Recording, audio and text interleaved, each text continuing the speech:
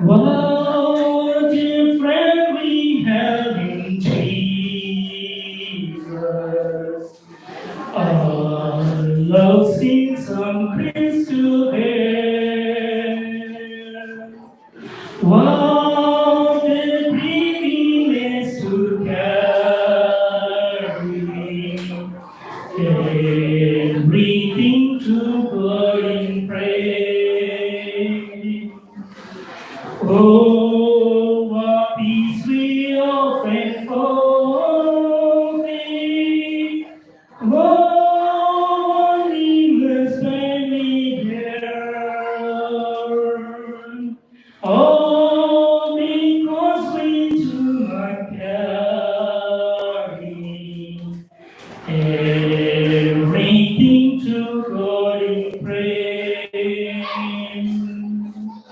Have we trials and temptations? Is there trouble anywhere? We should never be discouraged. Take it to the Lord in prayer. Can we follow friends so faithful, who will all sorrow share? Jesus knows our every weakness. Take it to the Lord in prayer. ప్రీతికరమైన యేసు ఎంతో గొప్ప మిత్రుడు, నీతి లేని దయచేత హత్తుచు ప్రేమించును.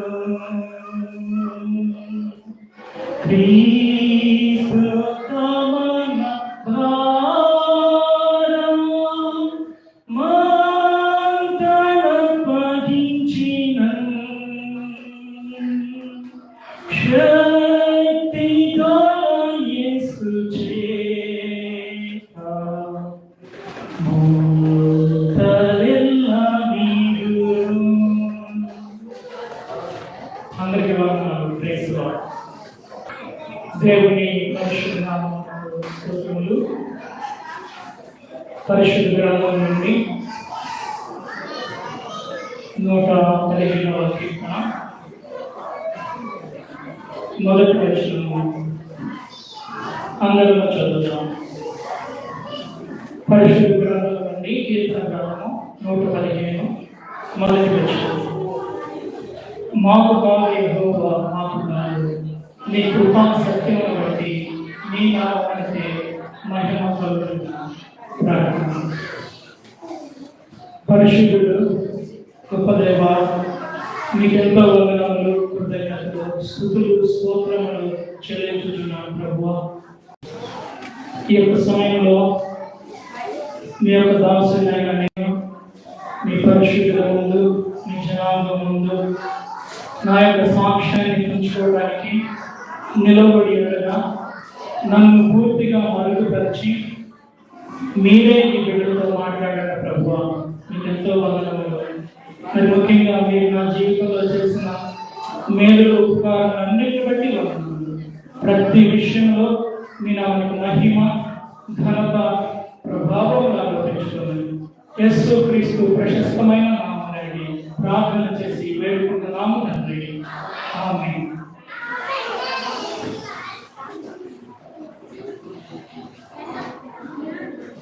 సమస్త మహిమ, ఘనత, ప్రభావములు ప్రభువుకే చెందును.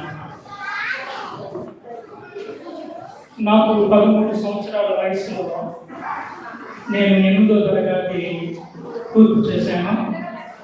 వేసవికాల సెలవులు వచ్చి మా ఫ్రెండ్స్తో కలిసి ఆటలాడుతున్నాను. ఆ వేసవికాల సమయం అంతా కూడా మరి స్నేహితులతో గడపడం జరిగింది.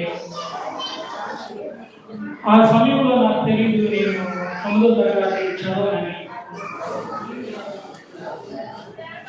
స్కూల్స్ రీఓపెనింగ్ అయినాయి, తెరిచారు, స్కూల్స్ అన్నీ కూడా తెరిచారు, అందరూ పిల్లలు స్కూల్లో జాయిన్ అవుతున్నారు.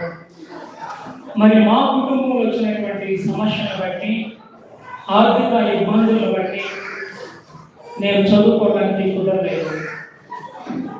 మరి మా కుటుంబ పరిస్థితిని బట్టి ఆ సమయంలో నన్ను గేదెల దగ్గర జీతగాడిగా, చిన్న పాలేరుగా పెట్టడం జరిగింది.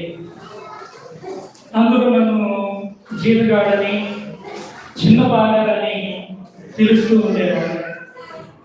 పొద్దున్నే లేచి గేదెల దగ్గరికి వెళ్ళడము, గేదెల దగ్గర పేడ తీయటము, గేదెలకు కుర్తి పెట్టి గేదెలను పొలం తోలుకు వెళ్ళడం, మరలా తోలుకు రావడం, వాటిని కట్టేయడం, ఆ రైతుల ఇంట్లో ఉన్నటువంటి పనులన్నీ చేయటము, మళ్ళీ ఎప్పుడు రాత్రి అయిన తర్వాత 8 గంటలకి మరలా ఇంటికి వెళ్ళడం. ఇది నా దినచర్య అయింది. మరి అందరూ నన్ను జీతగాడని పిలుస్తూ ఉంటుంటే, చిన్న బాలేరని పిలుస్తూ ఉంటుంటే, నేను అనుకున్నటువంటి విషయం ఏంటంటే ఆ సమయంలో ఇప్పుడు అందరూ నన్ను చిన్న బాలేరని పిలుస్తున్నారు కదా, పెద్ద అయిన తర్వాత నేను పెద్ద బాలేరు అవుతాను కాబోలు అనుకున్నాను. మరి కొంతకాలం అయిన తర్వాత అలాగే మరి జీవితంలో నేను పనులు చేస్తున్నాను. మరి ఊరిలో నుండి మా అన్నయ్య గారు, నాకంటే 7 సంవత్సరాలు పెద్ద ఆయన వచ్చి మా తల్లిని అడగడం జరిగింది. అమ్మ, తమ్ముడిని ఎందుకు గేదెల దగ్గర పెట్టారు, జీతగాడికి ఎందుకు పెట్టారు,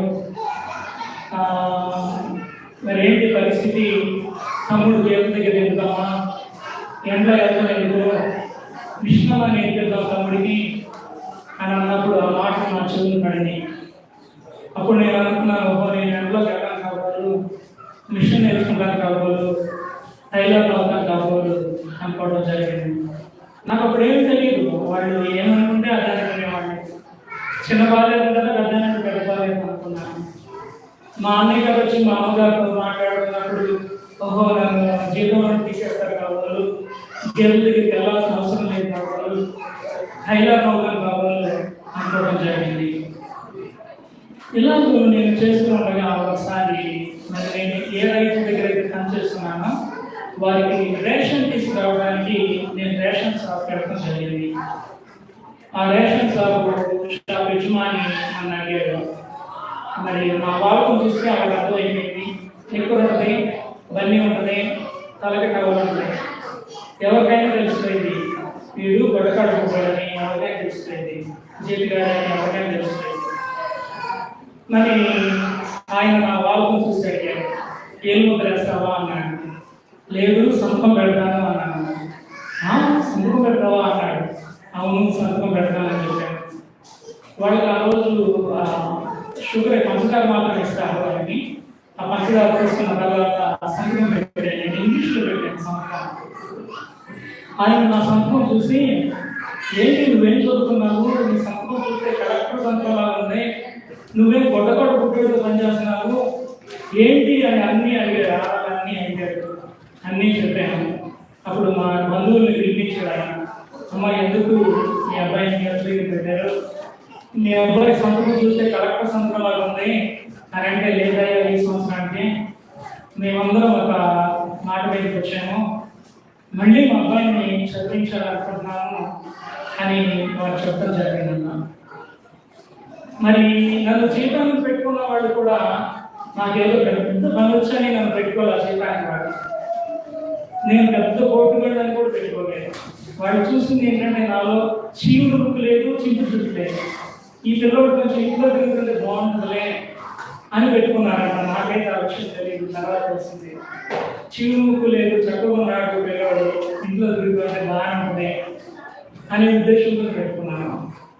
దేవుడి కృపను బట్టి నేను ఖచ్చితంగా 7 నుండి 7 వరకు 1 సంవత్సరం నేను గేదెల దగ్గర పనిచేయడం జరిగింది. ఆ తర్వాత నా విషయాలన్నీ మా తల్లిగారు, మా బ్రదర్, వీళ్ళందరూ కూడా మాస్టర్ గారికి తెలియజేసినప్పుడు, అమ్మ నేను చదివిస్తాను నేను చిన్న కొడుకుని అని మా మాస్టర్ గారు, అది కృష్ణా జిల్లా బెంసాల మండలం వేముపల్లి గ్రామంలో మరి దైవజనులు కే దైవ ప్రభావం గారు, ఆ దైవజనులు మధ్యాహ్నం చదివించడం జరిగింది. దేవుడి మహాకృపం బట్టి మరి గొడ్డ కాకుండా నన్ను దేవుడు మరలా చదివించడానికి దేవుడు చూపించాడు. నేను చదువుకుంటా ఉన్నాను, ఇంకా ఉన్నతమైనటువంటి స్థితిలో కూడా వెళ్ళాను. 10th క్లాస్ అయిపోయిన తర్వాత మరలా బైబిల్ కాలేజ్ అని, తర్వాత ఈ యొక్క సెక్యులర్ అయితే మరి డిగ్రీ స్పెషల్ ఇంగ్లీష్ లిటరేచర్ చేయడం అని ఇవన్నీ జరిగినాయి. ఆ తర్వాత నేను మరి రక్షింపబడి దేవుని యొక్క వాక్యాన్ని విని నేను రక్షణ పొందడం జరిగింది. ఏంటి, నేను ఏదో మామూలుగా అందరిలాగానే ప్రార్థనకు వెళ్తున్నాను, కానీ మరి నా యొక్క జీవితం ఏంటి అని ఆలోచన చేసినప్పుడు దేవుడు నాతో మాట్లాడాడు. పరిశుద్ధ గ్రంథం నుండి ఎఫెసీయులకు రాసిన పత్రిక 1వ అధ్యాయము 7వ వచనం. ఎఫెసీయులకు రాసిన పత్రిక 1వ అధ్యాయము 7వ వచనం. దేవుని కృపా మహదైశ్వర్యమును బట్టి ఆ ప్రేమయందు ఆయన రక్తం వలన మనకు విమోచనము, అనగా మన అపరాధములకు క్షమాపణ మనకు కలిగి. ఈ యొక్క లేఖనము ద్వారా దేవుడు నాతో మాట్లాడారు. ఆ తర్వాత ఇంకా 4వ వచనం నుండి 6వ వచనం వరకు మనం చదివినట్లయితే, అది కూడా నేను చదివినప్పుడు జగత్ ఉత్పత్తి మొదటి ముందే, జగత్తుకు పునాది వేయబడి ఉంటే, before the foundation of the world దేవుడు మనల్ని ఎన్నుకున్నట్లుగా, ఆయన తన పరిశుద్ధతలో మనల్ని నడిపించినట్లుగా, ఇవన్నీ నేను చదివి నా యొక్క జీవితాన్ని ప్రభువు నేను అర్పించడం జరిగింది. నేను మారు మనసుకుని బాప్తిస్మం పొందడం జరిగింది. ఆ తర్వాత మరి మా తల్లిగారు అయితే నా గురించి ఒక కోరిక కలిగి ఉండేది. అదేంటంటే దేవుడి దగ్గర పని అయిపోయింది, ఇక్కడ నేను చదువుకుంటున్నాను. అందరికీ మా తల్లిగారు ఏం చెప్పేదంటే, మరి మా పెద్ద కొడుకు ఏమో ఆయన దేవుని సేవ చేస్తాడు, నా చిన్న కొడుకు ఏమో ఉద్యోగం చేస్తాడని చెప్పి. నేను చిన్నవాడిని, నా గురించి మా తల్లి ఏం కోరుకునేదంటే, నా చిన్న కొడుకు ఉద్యోగం చేయాలి, నా చిన్న కొడుకు ఉద్యోగం చేయాలి. మా అన్నయ్య గారి గురించి ఆయన కడుపులో ఉండగానే దేవునికి సమర్పించుకున్నారు మా పేరెంట్స్, మా తల్లిదండ్రులు. కానీ నా గురించి అయితే మా తల్లిగారు కోరిక కలిగి ఉన్నారని ఉద్యోగం చేయాలి. మరి నా గురించి దేవుడే మా తల్లితో మాట్లాడడం జరిగింది. ఒకరోజు దర్శనప్పుడు కళలో ప్రభు మా తల్లితో మాట్లాడాడు. అమ్మా, నీ చిన్న కొడుకును ఏం చేయాలనుకుంటున్నావు అన్నప్పుడు అందరూ ఏమో చెప్పేది మా తల్లి, నా పెద్ద కొడుకేమో దేవుని సేవ, నా చిన్న కొడుకేమో ఉద్యోగం అని చెప్తూ ఉండేది. మరి ఆ సమయంలో దేవుడు మాట్లాడినప్పుడు మాత్రం దేవుడితో చెప్పానంట, అయ్యా నాకేం తెలుసయ్యా, నేను మూటదాన్ని మీ చేతులకి అప్పగిస్తున్నానయ్యా అని చెప్పినాను. ఆ రోజు దేవుడు మా తల్లిగారితో మరి నా సేవా పరిచయం గురించి కూడా మాట్లాడటం జరిగింది. ఆ తర్వాత దేవుడు తన యొక్క దైవాలతో నాతో మాట్లాడి ఆయన యొక్క పరిచయ నిమిత్తము నాకు తెలుసుకోవడం జరిగింది. ఆ తర్వాత నేను కర్ణాటకకు వెళ్ళి మరి మాస్టర్ డిగ్రీ చదవడం జరిగింది. ఆ తర్వాత డాక్టరేట్ కూడా చదవడం జరిగింది. వాళ్ళు నాకు ప్రెసిడెన్స్ అవార్డు ఇచ్చి వాళ్ళు ఏమన్నారంటే, మీరు మా కాలేజీలోనే లెక్చరర్గా ఉండాలి, మరి మా కాలేజీ మంచి సేవలు ఇస్తుంది, మీరు పక్కన ఎక్కడే ఉండాలి అని చెప్పినప్పుడు నా దర్శనాన్ని నేను వాళ్ళతో చెప్పాను. ఎందుకంటే నేను అక్కడ చదువుకునే రోజులు నా ప్రవర్తన చూశారు, నా విధానం చూశారు. ఈ అబ్బాయి ఎప్పుడుంటే బాగుంటుంది, ఇంకా యవనస్తులకు ఒక మాదిరికరంగా ఉంటాడు, యవనస్తులందరూ కూడా ప్రభువులో నడిపిస్తాడని చాలా మంది ఆశలు పెట్టుకున్నారు. కానీ నేను వాళ్ళతో చెప్పాను, అయ్యా ఇది నా దర్శనం, దేవుడు నాతో మాట్లాడేది ఇది. నేను ఇప్పుడైతే డైరెక్ట్గా నేను లెక్చరర్గా ఉండలేను, నేనైతే పరిచర్య చేయాల్సిందే, నేను ఫీల్డ్లోకి వెళ్ళాల్సిందే, సువార్త పరిచర్య చేయాల్సిందే అని చెప్పడం జరిగింది. మరి వాడు ప్రార్థన చేసి నాతో ఒక మాట అన్నారు, if your lead is different, we are not against you. దేవుడు కనుక మిమ్మల్ని వేరే రకంగా నడిపించినట్లయితే మేమనుకుంటున్నాము మీరు ఇక్కడ లెక్చరర్గా ఉంటే బాగుంటుందని మేము అనుకుంటున్నాము. అట్లా కాదని దేవుడు కనుక మిమ్మల్ని వేరే రకంగా పిలిచినట్లయితే దానికి మేము వ్యతిరేకులు కాము అన్నాడు. వాడు చెప్పినటువంటి మాట నాకు చాలా సంతోషంగా కలిగించింది. అలా నేను సువార్త పరిచయకి వచ్చి దేవుని యొక్క సువార్త పరిచయాలు హైదరాబాద్లో అనేక ప్రాంతాల్లో దేవుని యొక్క సువార్త పరిచయం చేయడం జరిగింది. అంత మాత్రమే కాకుండా శుభవార్త టీవీ ద్వారా సువార్తను ప్రకటించడం జరిగింది. మరి అనేకమైనటువంటి సువార్త సభలలో పెద్ద సువార్త సభలలో నా యొక్క సాక్ష్యమును వాక్యమును కూడా పంచుకోవడం జరిగింది.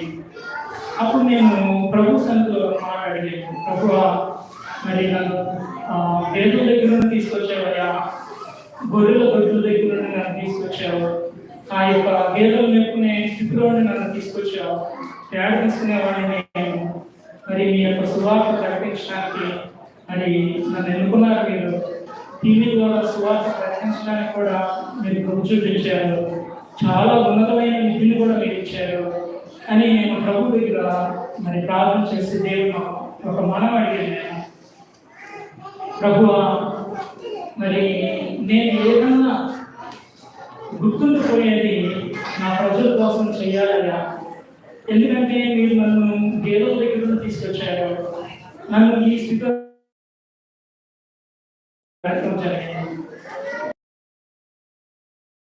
ఆలోచన కడుపుని నడిపించాడు.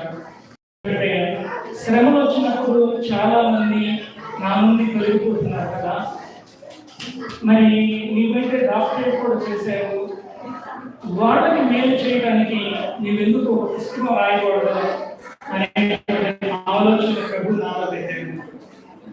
ఆ ఆలోచన వచ్చింది కడుగు వెంటనే నేను పుస్తకం రాయడం ప్రారంభించాను. ఆ యొక్క పుస్తకము ఇదే నేను ఉన్నటువంటి ఈశ్వరకు దేవుని ఉద్దేశం అనేటువంటి పుస్తకం.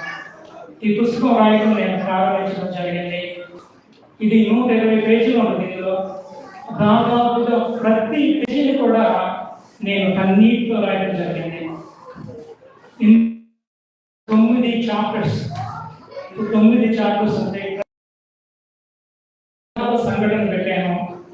ఆ మొట్టమొదటి సంఘటన నా యొక్క జీవితాన్ని పెట్టడం జరిగింది. ఈ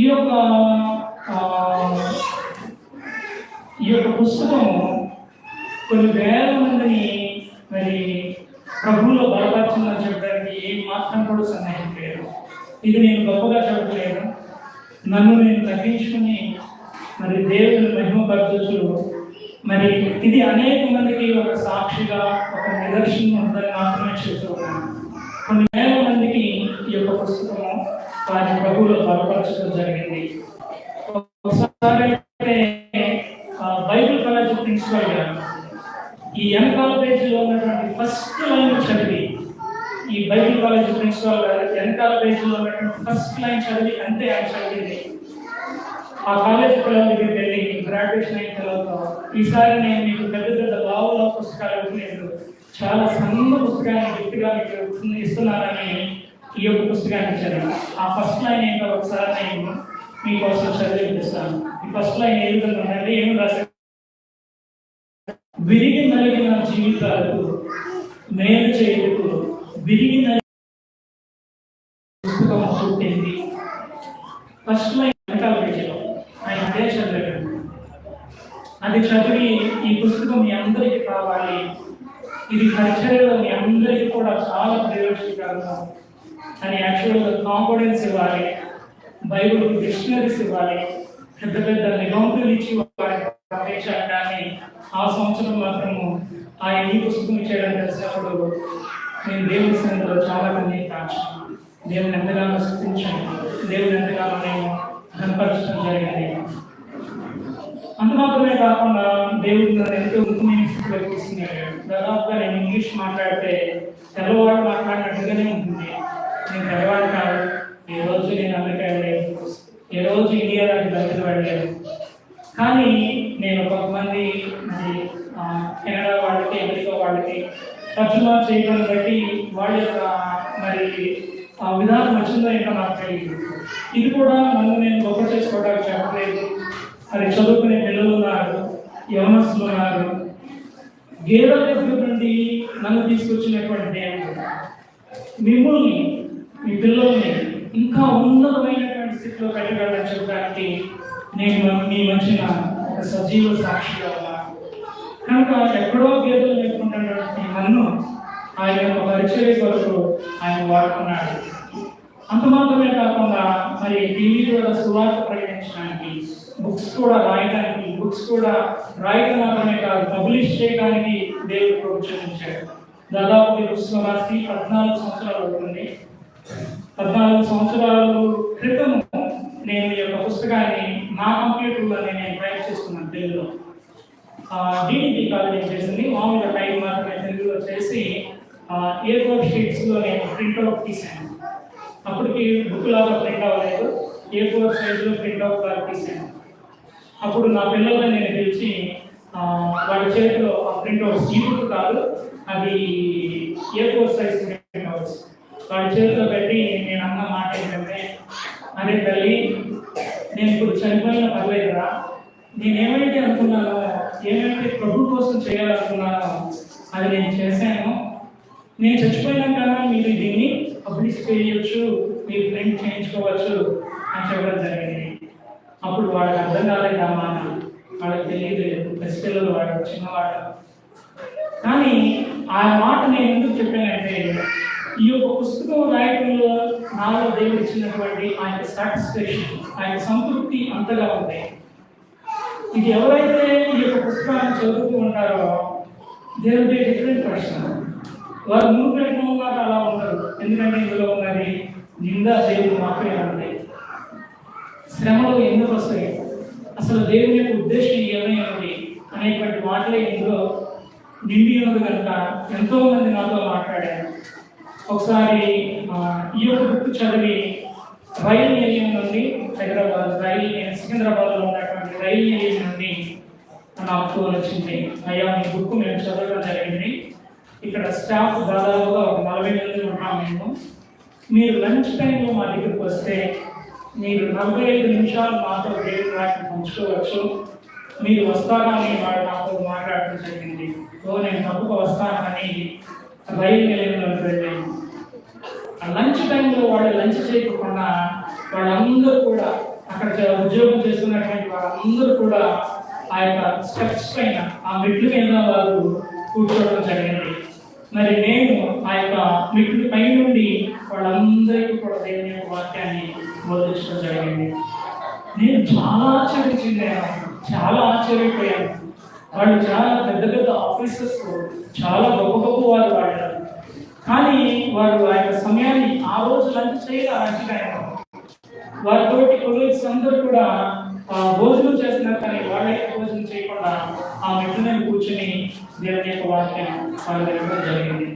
కనుక గేదెలు నేర్పుకుంటున్నటువంటి నన్ను, గేదెలు ఎదురున్నటువంటి నన్ను ఈ విధంగా ఆయన సువార్త పరిచర్యకు వాడుకుంటే మిమ్మల్ని, మీ యొక్క బిడ్డల్ని ఇంకా గొప్పగా వాడుకుంటాడని చెప్పడానికి ఏమాత్రం కూడా సందేహం లేదు. ఇంకా యవనస్తులకి ఒక మాట నేను చూపించాలనుకుంటున్నాను. పరిశుద్ధ గ్రంథం నుండి ఫిలిప్పీయులకు రాసిన పత్రిక 1వ అధ్యాయము 28వ వచనం. ఏ విషయంలోనూ ఎదిరించు వారికి బెదరక అందరూ ఒక భాగంతో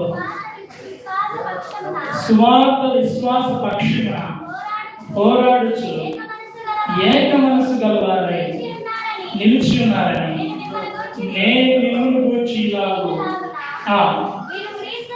మీరు క్రీస్తు సువార్తకు తగినట్టుగా ప్రవర్తించుడి. ఇక్కడ అపోస్తలుడైన పౌలు ఫిలిప్పీయులకు రాస్తూ ఆయన అంటున్నటువంటి మాట ఏంటంటే, ఏ విషయంలోనూ ఎదిరించు వారికి బెదరక. వాస్తవానికి అపోస్తలుడైన పౌలు ఈ ఫిలిప్పీయులకు రాసిన పత్రికను చెరసాలలో నుండి రాశాడు, జైల్లో నుండి రాశాడు. జైల్లో ఉన్నటువంటి వ్యక్తి ఎలా ఉంటాడో మనకు తెలుసు. విచారంతోనూ మరి ఎంతో కృంగిపోయి, మరి ఏంట్రా భగవంతుడా నా జీవితం ఎట్లా అయిపోయింది అన్నట్టుగా చీకు చింపుతూ ఉంటాడు. కానీ అపోస్తలుడైన పౌలు అలా లేడు. ఈ యొక్క ఫిలిప్పీయులకు రాసిన పత్రిక 4:4 ఆయన అంటాడు కదా, సంతోషించుడి, ప్రభువునందు ఆనందించుడి, మరలా చెప్పుదును ఆనందించుడి. Rejoice in the Lord always, and again I say rejoice. ఆయన అంటున్నటువంటి మాటలు ఏంటంటే, ఎల్లప్పుడూ ప్రభువునందు ఆనందించుడి, మరలా చెప్పుదును ఆనందించుడి. చెరసాలలో ఉన్నటువంటి వ్యక్తికి చీకు లేదు, చింత లేదు. మరేమిటంటే క్రీస్తు విషయమైనటువంటి ఒక గొప్ప భారమైన దేవుడు పరిచయం చేయాలని ఉన్నది. మన యొక్క జీవితంలో, క్రైస్తవ జీవితాల్లో చాలా ఆటంకాలు వస్తాయి. నా యొక్క జీవితంలో చూసినట్లయితే నా లేఖ వయసులోనే సైతాను నన్ను అక్కడే ఆపేయాలని చూశాడు. నేను 8వ తరగతి చదివిన తర్వాత నా యొక్క జీవితాన్ని ఆ యొక్క పొలాల మధ్యన, గేదెల మధ్యనే ఉంచాలని చూశాడు. కానీ దేవుని యొక్క ప్రణాళిక వేరుగా ఉంది, దేవుని యొక్క ఉద్దేశం వేరుగా ఉంది. అపోస్తలుడైన పౌలు కూడా సువార్త ప్రకటిస్తున్నాడని ఆయన చెరసాలలో పెట్టారు. కానీ ఆయన ఆటంకాలను చూసి బెదిరిపడాడు. అక్కడ నుండి ఎంతో మందికి సువార్త ప్రకటించాడు. అది మాత్రమే కాకుండా ఎన్నో పత్రికలు కూడా ఆయన రాయడం జరిగింది.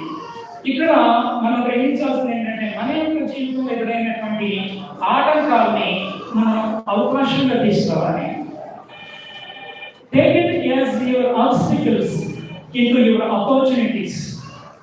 మీకు ఎదురైనటువంటి ఈ యొక్క సమస్యల్ని ఎలా తీసుకోవాలంటే ఒక అవకాశంగా తీసుకోవాలి. పూర్వము మరి ఇతర దేశంలో నుండి బూట్లు మన దేశంలో అమ్మడానికి ఒక రిప్రజెంటేటివ్ పంపించారు. ఆయనతో పాటు సహాయకులుగా ఒక 4 పంపించారు. వాళ్ళతో పాటు కొన్ని బూట్లు కూడా పంపించారు. వాళ్ళు దాదాపుగా కలకత్తా దగ్గర దిగారు. వాడు దిగి మొత్తం అంతా గ్రౌండ్లోకి వెళ్ళిపోయారు, ఊర్లోకి వెళ్ళిపోయి చూస్తుంటే ఇండియాలో ఎవరికి చెప్పలేరు. వాళ్ళ బూట్లు తీసుకొచ్చారు, బూట్లు అమ్ముదాం, ఇండియా ప్రజలు బూట్లు అమ్ముదాము అని చూస్తే ఒక్కరు కూడా చెప్పేసుకున్నారు. ఆయన వెంటనే లేఖలో ఆ యొక్క మరి వాళ్ళ దేశానికి లెటర్ రాసేసారన్న, ఎవరిని నేను బూట్లు అమ్మమని పంపించాడు, మన బూట్ల గురించి ఇక్కడ తెలియచేయడం పంపించాడు. కానీ ఇండియాలో ఒక్కరు కూడా అసలు చెప్పులేసుకుంటామో తెలియదండి వాళ్ళకి అన్నారంట. మరి ఏం చేద్దాం అనుకుంటున్నారంటే, మరి ఏం చేస్తానంటే ఇక్కడ ఎవరు అమ్మలేదంటే మరి తిరిగి వచ్చేసేయండి. వాళ్ళందరూ కూడా అమ్ముతామని సర్దుకుని ఆ యొక్క 4 కూడా వెనక్కి తిరిగి వెళ్ళిపోయారు. ఒక్క బూట్లు కూడా, ఒక్క జత బూట్లు కూడా అమ్మలేదు వాళ్ళని. ఆ తర్వాత వేరే కంపెనీ వాళ్ళు వేరే ప్రాంతానికి మరి బూట్ల గురించి పంపించారట. వీటి ముందుగా వచ్చినట్టు వాళ్ళకి తెలియదు. వాళ్ళు కూడా వచ్చారు. వాళ్ళు కూడా వచ్చి బూట్లు అమ్ముదామని అట్లాగే 4 వచ్చారు. వచ్చేటప్పుడు కొన్ని బూట్లు తెచ్చుకున్నారు, చెప్పులు తెచ్చుకున్నారు. ఆ ప్రజలు వెళ్ళినప్పుడు ఒక్కరు కూడా చెప్పులేసుకున్నారు. వెంటనే ఆ యొక్క విషయాన్ని చూసి వెంటనే ఏం చేశాడంటే ఇంగ్లాండ్కి లెటర్ రాసేసాడు.